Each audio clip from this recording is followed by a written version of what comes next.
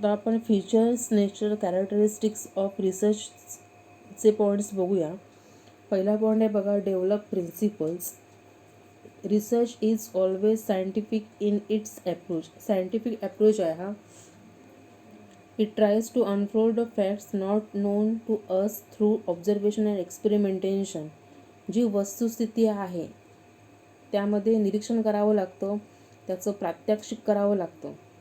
The knowledge thus collected is translated in principle to deal with similar situation in future. प्रिन्सिपलमध्ये translate करावं लागतं.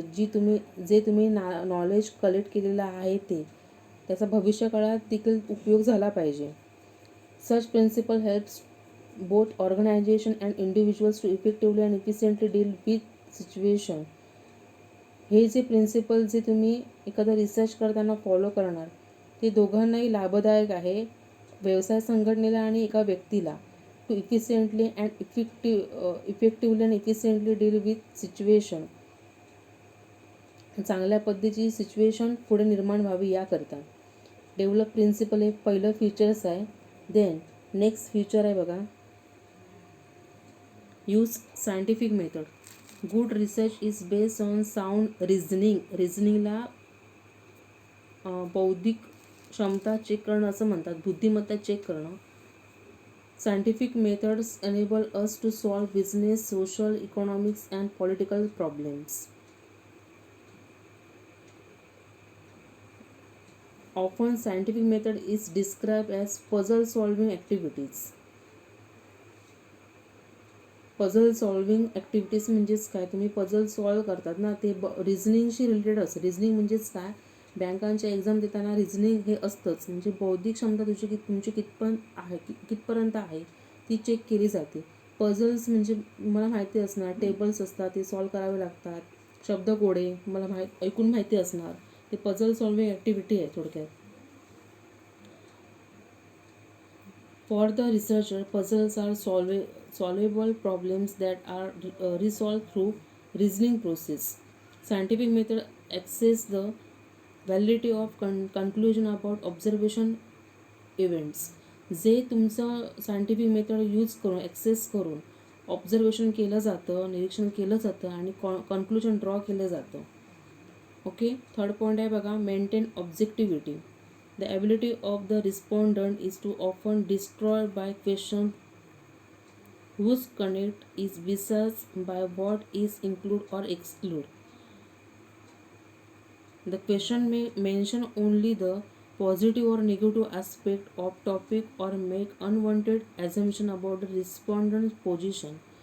Questions काढले जातात positive आणि निगेटिव्ह एखाद्या टॉपिकवर. Unwanted assumptions about the respondent position. जो रिस्पॉन्डंट आहे म्हणजे एका व्यक्तीचा जर रिसर्च करायचा आहे त्याला जो प्रतिसाद मिळणार आहे त्या पद्धतीचे त्याने ॲझम्पशन मांडलेले असणार. त्या ॲझम्पशनवर क्वेश्चन्स तयार करणं आणि त्या पद्धतीनं क्वेश्चन तयार करून त्याच्यावर सोल्युशन काय मिळतात, मेन हेतू काय आहे, प्रॉब्लेम शोधून काढणं आणि त्याच्यावर सोल्युशन शोधून काढणं हा रिसर्चचा महत्त्वाचा मुद्दा आहे. मेंटेन ऑब्जेक्टिव्हिटी. हा ऑब्जेक्ट मेंटेन व्हावा लागतो. पुढे नेक्स्ट पॉईंट आहे बघा, पर्पजफुल इन्व्हेस्टिगेशन. पर्पजफुल म्हणजेच हेतुपूर्ण. इन्व्हेस्टिगेशन म्हणजे संशोधन करणं.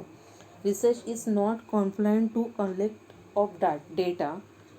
रिसर्च फक्त डेटा कलेक्टचंच काम नाही आहे. Its scope is much wider. Wider म्हणजेच त्याचा स्कोप हा जास्त आहे. वायडर म्हणजे रुंद आहे, जास्तीत जास्त त्याचा स्कोप आहे. व्याप्ती, स्कोप म्हणजे त्याची व्याप्ती. It is required to conduct purposeful investigation into a phenomena or a situation. याने एक्झाम्पल दिले आहे बघा, data on domestic violence. Violence म्हणजे अत्याचार. डोमेस्टिक व्हायलन्स म्हणजे अत्याचार. Does not only indicate the extent of prevalence but it also pinpoints reasons responsible and suggest preventable measures. जर violence होत असेल एका ठिकाणी तर तो व्हायलन्स का झाला त्याच्यावर रिसर्च करणे, डेटा कलेक्ट करणे, क्वेश्चनरीज काढणे, सोल्युशन काढणे, रिझन्स फाइंड आउट करणे की कोणकोणते घटक त्याच्यावर रिस्पॉन्सिबल होते, violence होण्यामागचे. Thus, research reflects going on the social and explain and interprets the situation, making individual aware about their role in minimizing the wrong. काळजी घेतली पाहिजे की एखाद्या सिच्युएशनमध्ये काय काय गोष्टी आपल्याला कलेक्ट करायच्या आहेत, काय काय गोष्टी आपल्याला महत्त्वाच्या आहेत, वरून भारंभार डेटा असेल तर तो कमी करणे आणि जो काय मेन रोल आहे ती गोष्ट तो डेटा घेऊन त्याच्यावर रिसर्च करणं, हे हेतुपूर्ण इन्व्हेस्टिगेशन म्हणजेच काय, संशोधन करणे. जे हवं तेवढंच फक्त घेणे, इन्व्हेस्टिगेशन म्हणजे संशोधन करणे. नेक्स्ट पॉईंट आहे बघा, studies complex human behaviour. Human behaviour म्हणजे दोन व्यक्ती सारखेच विचार करू शकणार नाही. प्रत्येकाची विचार करण्याची क्षमता आणि प्रत्येकाचे विचार आचार हे वेगवेगळे असतात. मग त्या पद्धतीने कसं आहे, रिसर्च करताना एकदा रिसर्च केला तर माणसाची वागणूक स्थिर नसते, ती चेंज होत राहते. मग पुन्हा रिसर्च करताना अनेक वेगळ्या पद्धतीने प्रश्न निर्माण होऊ शकतात. बघा वाचते, लक्ष द्या. No two person things and behave alike. दोन व्यक्ती सेम विचार करू शकत नाही. They display little or major variation in their behaviour. त्यांच्या वागणुकीवर मोठा व्हेरिएशन म्हणजेच वेगळा बदल जाणवतो. Because of change in human behaviour, the responsibility of researcher increase as he has to record actual happening and role of people as they take place. त्याला record करावं लागतं की ह्या सिच्युएशनला ही व्यक्ती असं बोलली होती, किंवा ह्या सिच्युएशनला त्या व्यक्तीने असं केलं होतं. काहीतरी प्रूफ एव्हिडन्स ठेवला पाहिजे, कारण माणसाचा बिहेवियर हा चेंज होत राहतो. यासाठी त्याची जबाबदारी आहे रिसर्चर की increase as he has to record actual happening म्हणजे काय घडलं त्यावेळी, and role of people as they are take place. ते ज्यावेळी घडलं त्यावेळी त्या व्यक्तीचा काय रोल होता हे रिसर्चरने रेकॉर्ड केलं पाहिजे. पुढे नेक्स्ट पॉईंट आहे बघा, 6 continuous process. Research is a continuous process. ते थांबवता येत नाही. एकदा रिसर्च केलं आणि त्याच्यावर कन्क्लुजन ड्रॉ केलं आणि फायनलाइज रिपोर्ट केला तर असं होत नाही. तर कंटिन्युअस प्रोसेस आहे, सातत्याने करावं लागते हे. बघा वाचते, लक्ष द्या. Research is a continuous process. It only has the beginning but no end. ती सुरुवात होऊ शकते पण त्याचा शेवट होऊ शकत नाही. Research cover. नेक्स्ट पॉईंट आहे बघा, conduct observation and experimentation.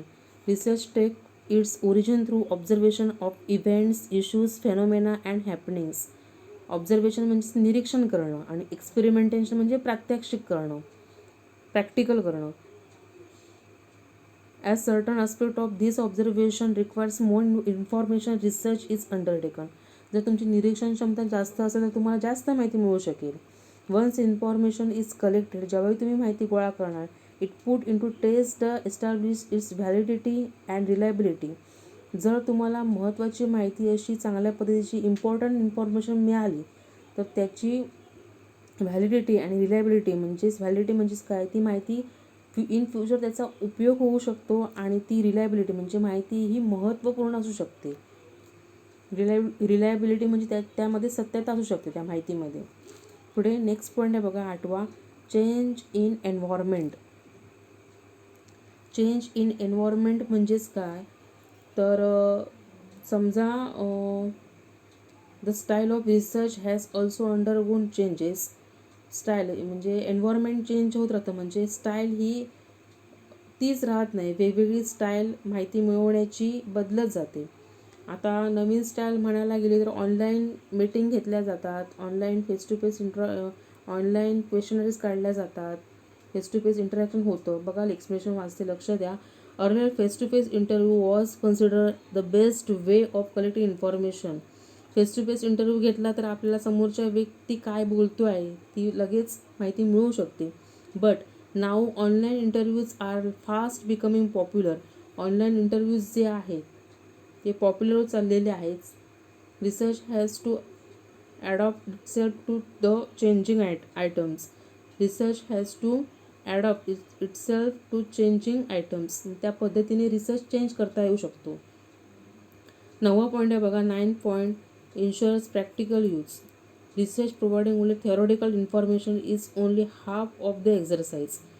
Research providing only theoretical information. theoretical म्हणजेच काय, त्याच्यावर काहीही प्रॅक्टिकल केलं नसेल. थेरॉटिकल म्हणजे फक्त डेटाच तुम्हाला माहितीच्या स्वरूपात मिळालेला असेल, तो हाफ एक्झरसाइज झाला. ज्यावेळी तो तुम्ही कंप्लीट करणार, त्यामध्ये प्रॅक्टिकल यूज असेल, त्यावेळीच तो कंप्लीट होणार.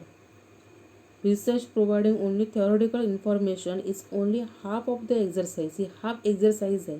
ती कंप्लीट कधी होणार, ज्यावेळी तुम्ही त्याचा प्रॅक्टिकल यूज करणार. It missions become complete when its ensure practical use. Okay, त्यासाठी त्यांनी दिलेलं आहे बघा. This is the reason that applied research is consider more important than pure research. Applied research म्हणजेच काय ते ब्रीफली मी तुम्हाला नेक्स्ट क्वेश्चनमध्ये एक्सप्लेन करणार. कारण या इंट्रोडक्शनच्या पार्टमध्ये अप्लाइड रिसर्च आहे, प्युअर रिसर्च पण आहे. त्यावेळी मी तुम्हाला अप्लाइड रिसर्च म्हणजेच काय, प्युअर रिसर्च म्हणजेच काय हे मी एक्सप्लेन करेन. Research must brings about all round progress and benefits. रिसर्चमुळे काय होतं, प्रोग्रेस होते आणि बेनिफिट्स मिळतात. म्हणजे एखादा प्रॉब्लेम असेल तर त्याचं सोल्युशनपर्यंत पोहोचण्याचा प्रवास जो आहे तो त्याच्यामध्ये प्रोग्रेस निर्माण होऊ शकते. चांगल्या पद्धतीने आपल्याला रिसर्च करता येईल, डेटा चांगल्या पद्धतीचा मिळवून त्याच्यावर रिसर्च करता येईल. ओके, हे 9 पॉईंट्स आहेत आणि इम्पॉर्टंट पॉईंट्स आहेत. एक्झामच्या दृष्टिकोनातून हा प्रश्न इम्पॉर्टंट आहे, त्यामुळे हा एक क्वेश्चन करून ठेवा.